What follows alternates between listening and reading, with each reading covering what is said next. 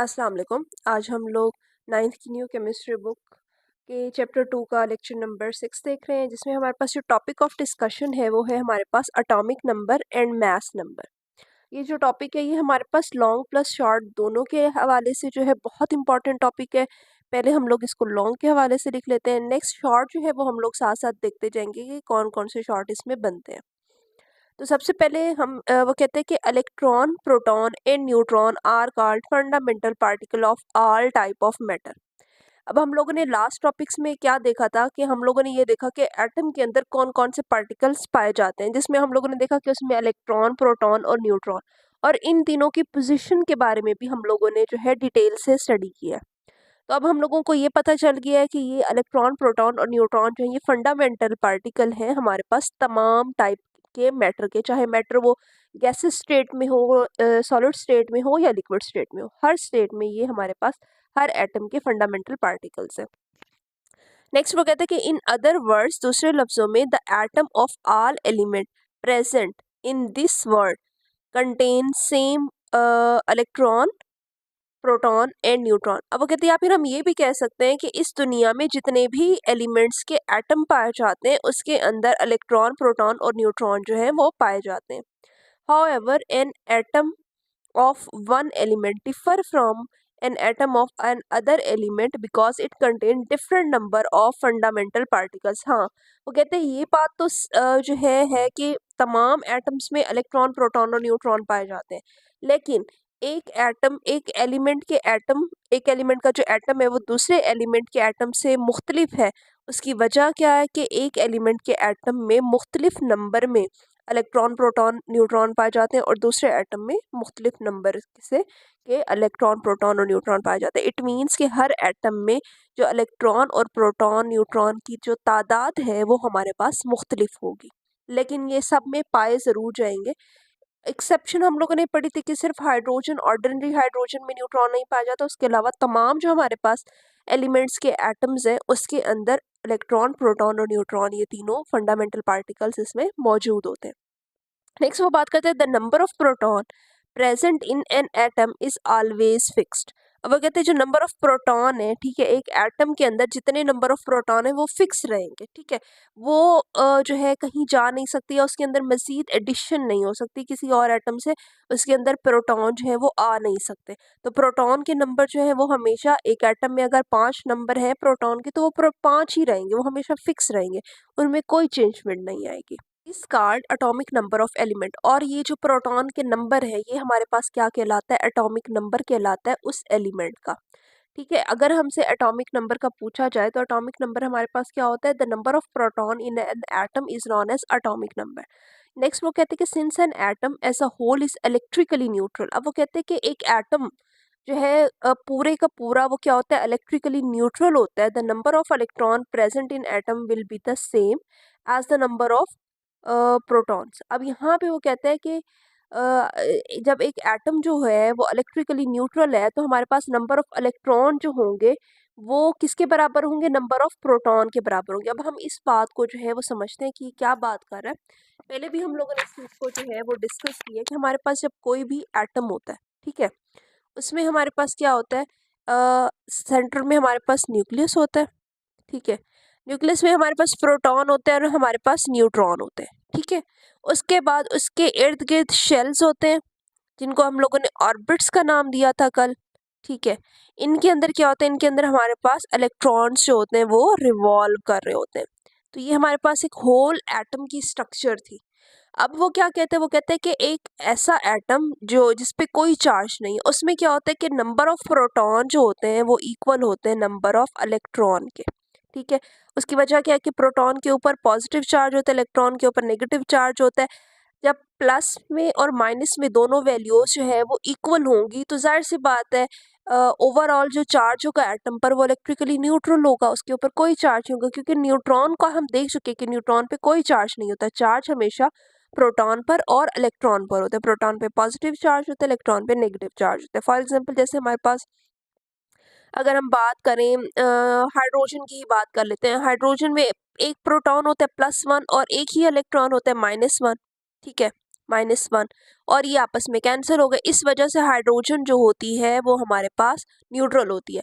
लेकिन अगर हाइड्रोजन से एक इलेक्ट्रॉन चला जाए, ठीक है, इलेक्ट्रॉन चला जाए तो हाइड्रोजन के ऊपर +1 चार्ज आ जाता है। लेकिन अब ये इलेक्ट्रिकली न्यूट्रल नहीं है। अब इसमें क्या है कि नंबर ऑफ प्रोटॉन वो इक्वल नहीं है नंबर ऑफ इलेक्ट्रॉन के। ये किस सूरत में होता है? जब एक इलेक्ट्रॉन चला जाता है तो उस वजह से, या फिर हमारे पास जो हमारा एटम होता है वो इलेक्ट्रिकली न्यूट्रल नहीं होता, तब हमारे पास नंबर ऑफ प्रोटॉन इक्वल नहीं होते नंबर ऑफ इलेक्ट्रॉन के।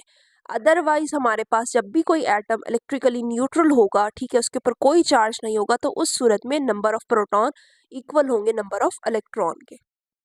तो यही बात वो कर रहा है। वो कहता है कि हमारे पास क्या होता है, the number of electron present in atom, number of जो इलेक्ट्रॉन है किसी भी एटम में जो मौजूद है, will be the same as the number of proton, वो किसके बराबर होंगे? नंबर ऑफ प्रोटॉन के बराबर होंगे। Atomic number of an element is represented by C. अब वो कहते हैं अटोमिक नंबर हमारे पास क्या है? एक्चुअल में हमारे पास है ये number of proton. Number of proton हमारे पास क्या होता है? एटॉमिक नंबर होता है, और इसको हम रिप्रेजेंट किससे करते हैं? हम इसको जी से रिप्रेजेंट करते हैं। ये हमारे पास जो है डिफाइन में, हम जब इसकी डिफाइन के बाद हम ये लाजमी लिखेंगे, atomic number of an element is represented by Z. Next वो बात करते हैं कि atomic number of an element is unique. Atomic number किसी भी एलिमेंट का जो एटॉमिक नंबर होता है वो यूनिक होता है टू दैट एलिमेंट, उसी एलिमेंट के लिए, and that element is identified by this number. और वो एलिमेंट जो होता है वो उसी नंबर से भी आइडेंटिफाई किया जा सकता है। फॉर एग्जांपल हमारे पास ऑक्सीजन है, ठीक है, उसका है एटॉमिक नंबर 8। तो हमें अगर कहा जाए कि एटॉमिक नंबर 8 वाले एलिमेंट कौन सा होगा, तो हमें फौरन से माइंड में आ जाएगा कि एटॉमिक नंबर 8 सिर्फ ऑक्सीजन का है, तो ये ऑक्सीजन की बात हो रही है, ऑक्सीजन के एलिमेंट की या एटम की बात हो रही है। तो यहाँ पे वो यही बात करे, कहते हैं एलिमेंट का जो एटॉमिक नंबर होता है वो यूनिक होता है, वो उसी एलिमेंट का होता है, और उसी नंबर से हम उसी एलिमेंट को जो है आइडेंटिफाई भी कर सकते हैं। वो कहते हैं in a periodic table of element the element are arrange according to ascending order of their atomic number. वो कहते हैं अच्छा, पीरियोडिक टेबल जो है हम लोगों को पता है, ऐसी टेबल होती है हमारे पास जिसमें तमाम एलिमेंट्स जो होते हैं वो अरेंज हुए हुए होते हैं, ठीक है। हमारे पास ऐसी टेबल है, पीरियोडिक टेबल, जिसमें तमाम दुनिया के जितने भी चीज़ें जिन एलिमेंट से मिलके बनी हुई है, उन एलिमेंट को हम लोगों ने एक तरतीब से अरेंज किया हुआ है। उसकी अरेंजमेंट की बेस क्या है? वो हमने उसको एटॉमिक नंबर की बेस पे अरेंज किया हुआ है। फॉर एग्जांपल हाइड्रोजन से हमारी एटॉमिक पीरियोडिक टेबल स्टार्ट होती है। हाइड्रोजन का क्योंकि एटॉमिक नंबर 1 होता है, तो हमने सबसे पहले हाइड्रोजन को रखा हुआ है। देन उसके बाद हमने हीलियम को रखा हुआ है क्योंकि उसका एटॉमिक नंबर 2 होता है। फिर उसके बाद हम लोगों ने लिथियम को रखा हुआ है क्योंकि उसका एटॉमिक नंबर 3 होता है। तो हम लोगों ने एटॉमिक नंबर की बेस पे पूरी पीरियोडिक टेबल को अरेंज किया हुआ है।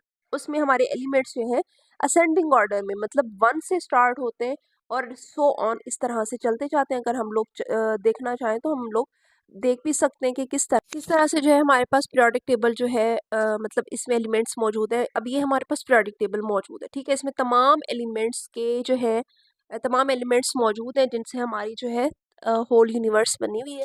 तो ये हमारे पास सबसे पहले हाइड्रोजन है जिसके ऊपर 1 लिखा हुआ है, ये इसका एटॉमिक नंबर है, ठीक है। हाइड्रोजन 1 एंड देन है हीलियम, हीलियम के ऊपर 2 एटॉमिक नंबर है। नेक्स्ट उसके बाद पहली ये हमारे पास लाइन होगी। सेकंड में हमारे पास लिथियम है, लिथियम का एटॉमिक नंबर 3 है। देन बेरिलियम, बेरिलियम का 4 है।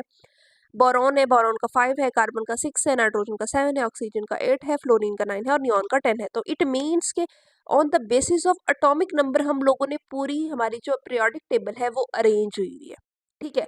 और हर ये नहीं होगा कि अगर बोरॉन का एटॉमिक नंबर 5 है तो पीरियोडिक टेबल में किसी भी और एलिमेंट का जो है एटॉमिक नंबर 5 होगा, नहीं, ये जस्ट बोरॉन का होगा। और अगर हमें कोई कहता है कि एटॉमिक नंबर 5 का जो एलिमेंट है तो हम लोगों को फौरन से माइंड में आएगा कि सिर्फ एटॉमिक नंबर 5 जो है वो बोरॉन का, तो इट मीन्स बोरॉन के एलिमेंट की ही बात हो रही है। तो इस तरह से वो कहते हैं कि एटॉमिक नंबर जो होते हैं वो यूनिक होते हैं, और हर एलिमेंट का जो है वो यूनिक एटॉमिक नंबर, और इसी की बेसिस पे जो है हम लोगों ने पूरी हमारी पीरियोडिक टेबल जो है वो अरेंज हुई हुई है। उसमें तमाम एलिमेंट्स जो है on the basis of atomic number arrange हुए हुए हैं। यहाँ तक हमारा जो है एटॉमिक नंबर कंप्लीट हो गया है। इसमें हम लोगों ने एटॉमिक नंबर की सबसे पहले डिफाइन देखी, फिर हम लोगों ने ये देखा कि एटॉमिक नंबर को हम लोग रिप्रेजेंट किससे करते हैं, इट इज़ रिप्रेजेंटेड बाय जी। और उसके बाद हम लोगों ने देखा कि एक एलिमेंट जो है एलिमेंट की यूनिक नंबर होता है और इसी नंबर से ही हम लोग किसी एलिमेंट को आइडेंटिफाई भी कर सकते हैं। और हमारी जो पीरियोडिक टेबल है, ये भी बड़ी इंपॉर्टेंट बात है कि पीरियोडिक टेबल किस बेस पे जो है अरेंज की गई है, तो वो भी एटॉमिक नंबर की बेस पर जो है उसमें एलिमेंट्स जो है वो अरेंज किए गए। नेक्स्ट हम लोग देखते हैं मैस नंबर, कि मैस नंबर हमारे पास क्या होता है। वो बात करते हैं कि the total number of proton and neutron present in an atom almost account for the total mass of the that atom and hence is called nucleon number और मास नंबर। अच्छा, कल भी हम लोगों ने एक बात डिस्कस की थी जिसमें हम लोगों ने कहा था कि 99.9% ऑफ जो हमारा एटम का मास होता है वो हमारे पास किस चीज़ की वजह से होता है, वो होता है हमारे पास न्यूक्लियस की वजह से। ठीक है, और न्यूक्लियस में हमारे पास क्या मौजूद होता है, प्रोटॉन और न्यूट्रॉन। यहाँ पे हमारे पास है ये कि इंटरेस्टिंग फैक्टर था information, nucleus is less than हमारे पास 1000, it contain more than 99% of mass of atom. लेकिन न्यूक्लियस जो होता है वो 99.9% ऑफ मास जो है एटम का वो गैदर करता है।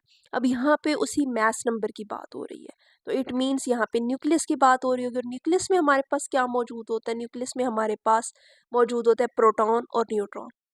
ठीक है, यहाँ पे वही वही बात करते, कहते हैं just like atomic number the total number of proton and number of neutron present in an atom, atom के अंदर मौजूद नंबर ऑफ न्यूट्रॉन और proton almost account for the total mass of atom.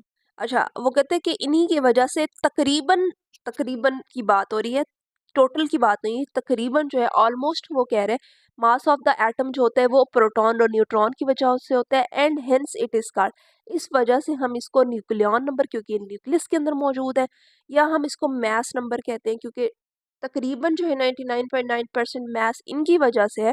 तो मैस नंबर में हमारे पास total number of proton और total number of neutron आते हैं, ये हमारे पास इसकी डिफाइन हो गई मैस नंबर की। ठीक है, अच्छा नेक्स्ट उसकी रिप्रेजेंटेशन है, रिप्रेजेंटेशन में वो कहते हैं कि इट इज रिप्रेजेंटेड बाय ए, इसको हम ए से रिप्रेजेंट करते हैं। नेक्स्ट वो बात करते हैं the mass of electron being very small is not included in the mass number. अब वो कहते हैं क्योंकि इलेक्ट्रॉन का जो मास होता है वो बहुत छोटा होता है, बहुत कम होता है, इस वजह से हम इसको मास नंबर के अंदर इंक्लूड नहीं करते। इट मीन्स कि हमारा मास नंबर दो चीज़ों पे डिपेंड करता है और वो है प्रोटॉन और न्यूट्रॉन की नंबर्स पे। चलो जी, ये हमारे पास मैथ्स नंबर और एटॉमिक नंबर को हम लोगों ने जो है वो डिटेल से पढ़ लिया। ये हमारे पास दोनों शॉर्ट क्वेश्चन के तौर पर आ सकते हैं, डिफाइन मैथ्स नंबर या डिफाइन एटॉमिक नंबर, और विद हम उनके प्रेजेंटेशन भी लिखेंगे कि एटॉमिक नंबर को हम जी से रिप्रेजेंट करते हैं और मैथ्स नंबर को हम ए से रिप्रेजेंट करते हैं। नेक्स्ट वो बात करते हैं कि just like atomic number the atom of an element may also be identified from its mass number. अब वो कहते हैं जैसे हम लोगों ने ऊपर बात की कि हम एलिमेंट को उसके एटॉमिक नंबर से जो है वो आइडेंटिफाई कर सकते हैं, उसी तरह हम लोग एटम को मैस नंबर से भी आइडेंटिफाई कर सकते हैं। फॉर एग्जाम्पल जैसा कि वो कहते हैं the number of proton present in N oxygen atom is 8।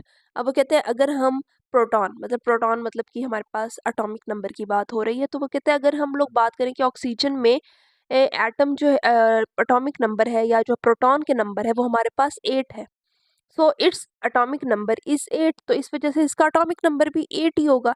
While the total number of proton and neutron present in it is 16।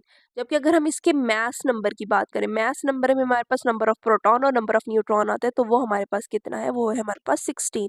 16 भी, ये वैल्यू भी फिक्स है। ठीक है, अब क्योंकि ये वैल्यू फिक्स है तो हमारे पास क्या है कि अगर हमें 16 दिया जाए और कहा जाए कि 16 मैस नंबर वाला एलिमेंट कौन सा है, तो हमारे माइंड में फौरन से आएगा कि ऑक्सीजन की बात हो रही है। So it's mess number is 16, तो इस वजह से वो कहते हैं इसका मैस नंबर भी 16 है। Information about the atomic number and the mass number is often include with the symbol of any element। अब वो कहते हैं कि इंफॉर्मेशन जो है एटॉमिक नंबर की और मैस नंबर की वो हम उसके सिंबल, उस एलिमेंट के सिंबल के साथ जो है उस सारी इंफॉर्मेशन को जो है वो हम इंक्लूड कर सकते हैं, लिख सकते हैं। The atomic number is written as left subscript while the mass number is as left superscript. अब ये सुपरस्क्रिप्ट या सबस्क्रिप्ट क्या चीज़ है, ये हम लोग देखते हैं। अब हमारे पास फॉर एग्जांपल कोई भी जो है वो एलिमेंट है, लाइक हम लोग हाइड्रोजन की हम लोगों ने यहाँ पे एग्जांपल लिया, हाइड्रोजन यहाँ पे ले लेते हैं हम लोग। ठीक है, लेफ्ट साइड पे हम लोगों ने सुपरस्क्रिप्ट मतलब कि ऊपर, और सबस्क्रिप्ट मतलब कि यहाँ पे नीचे। सबस्क्रिप्ट में हम इसका एटॉमिक नंबर लिखेंगे जो कि हमारे पास 1 था, ठीक है। इसमें हाइड्रोजन में मास नंबर भी 1 है क्योंकि नंबर ऑफ न्यूट्रॉन्स तो होते नहीं है, तो सिर्फ प्रोटॉन होते हैं, 1 हो गया। अब हम अगर किसी और एग्जांपल देखें, जैसे हमने अभी ऑक्सीजन की बात की, ऑक्सीजन में हमारे पास इसका जो एटॉमिक नंबर था वो था 8, लेकिन हमारे पास जो मास नंबर था वो था 16।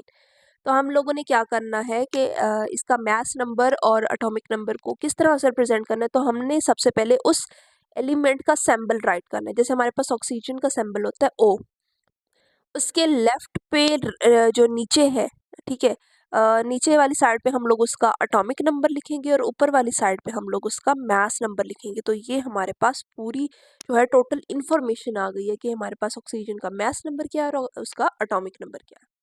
यहाँ पे वो यही बात कर रहे हैं कि हम लोगों ने इस तरह से एटॉमिक नंबर रिटर्न करना है, सबस्क्रिप्ट लेफ्ट सबस्क्रिप्ट पे मतलब नीचे की तरफ, और मैस नंबर हम लोगों ने लेफ्ट सुपरस्क्रिप्ट मतलब उस सिंबल के ऊपर की तरफ जो है राइट करना है। So oxygen atom would be symbolised as oxygen, ये हमारे पास नीचे 8 है और ऊपर 16 है। नीचे हमारे पास इसका एटॉमिक नंबर दिया हुआ है और ऊपर हमारे पास इसका मैस नंबर दिया हुआ है। सिमिलरली कार्बन एटम सिंबलाइज, उसी तरह कार्बन जो है, कार्बन का हमारे पास एटॉमिक नंबर 6 है और मैस नंबर 12 है। Will have 6 proton and 6 neutrons. क्योंकि प्रोटॉन 6 हैं तो जाहिर सी बात है 12 अगर हमारे पास इसका जो है वो मैस नंबर है तो इट मीन्स कि 6 हमारे पास न्यूट्रॉन होंगे। नेक्स्ट वो बात करते हैं कि the number of neutron N present in an atom can be calculated if its atomic number set and mass number are known. अब वो कहते हैं कि अगर हम लोगों ने नंबर ऑफ न्यूट्रॉन फाइंड करने तो हम लोग वो कैलकुलेट कर सकते हैं अगर हमारे पास एटॉमिक नंबर और मास नंबर जो है हमें फाइंड हो, तो हम लोग उससे न्यूट्रॉन के नंबर फाइंड कर सकते हैं। अब हम लोग जानते हैं कि हमारे पास जो है फॉर एग्जाम्पल हमारे पास न्यूट्रॉन है, हमने इसको फाइंड करना है, तो हम लोग क्या करेंगे, मैस नंबर मतलब ए से हम लोग माइनस कर देंगे प्रोटॉन को। अब मैस नंबर हम लोग जानते हैं कि मैस नंबर हमारे पास क्या होता है, असल में ये इक्वल होता है number of neutron plus proton, ठीक है। और जेड हमारे पास क्या है, नंबर ऑफ प्रोटॉन है, हमें नंबर ऑफ प्रोटॉन पता है, तो हम लोग क्या करेंगे, इसमें से नंबर ऑफ प्रोटॉन को माइनस जब करेंगे, नंबर ऑफ प्रोटॉन माइनस कर लेंगे तो सिर्फ नंबर ऑफ न्यूट्रॉन्स बच जाएंगे हमारे पास। अब जैसे हमारे पास एग्जाम्पल थी ऑक्सीजन की, ऑक्सीजन में हम लोगों को पता था कि नंबर ऑफ मास नंबर जो इसका है वो है 16, नंबर ऑफ प्रोटॉन जो है वो है 8, तो हमारे पास नंबर ऑफ न्यूट्रॉन कितने आएंगे, अगर 16 में से 8 चले जाए तो 8 बढ़ते हैं। इसका मतलब है कि नंबर ऑफ न्यूट्रॉन जो है हमारे पास ऑक्सीजन में वो 8 है। तो इस तरह से अगर हम लोगों को नंबर ऑफ न्यूट्रॉन फाइंड करना है तो हम लोग नंबर ऑफ न्यूट्रॉन को भी फाइंड आउट कर सकते हैं। तो ये हमारे पास हो गया। यहाँ पे वो यही बात कर रहे हो कि 10 the number of neutron in sulphur atom symbolised as, जिसका सिंबल जो है हमारे पास 32 जो है वो इसका मैस नंबर है, 16 जो है इसका एटॉमिक नंबर है, कैन बी कैलकुलेटेड एज। हम लोगों ने क्या किया, 32 में से 16 माइनस कर दिया, 16 हमारे पास आंसर आया। ये हमारे पास इसका न्यूट्रॉन का नंबर है। नेक्स्ट इंटरेस्टिंग इंफॉर्मेशन है, वो कहते हैं कि changing the number of electron of an element form ion, while the changing of the number of neutron of an element form isotopes। अब यहाँ पे वो दो चीज बातें कर रहा है। वो कहते हैं हमारे पास, हम लोगों ने पहले भी इस बात को डिस्कस की है कि नंबर ऑफ इलेक्ट्रॉन तो डिफरेंट हो सकते हैं, लेकिन नंबर ऑफ प्रोटॉन जो होते हैं वो हमारे पास हमेशा फिक्स रहते हैं, वो कभी भी चेंज नहीं होते। तो यहाँ पे वो बात कर रहे हैं, अब हमारे पास तीन जो है फंडामेंटल पार्टिकल, एक है प्रोटॉन, एक है इलेक्ट्रॉन और एक है न्यूट्रॉन, ठीक है। प्रोटॉन कभी भी चेंज नहीं होंगे, ये फिक्स्ड रहेंगे।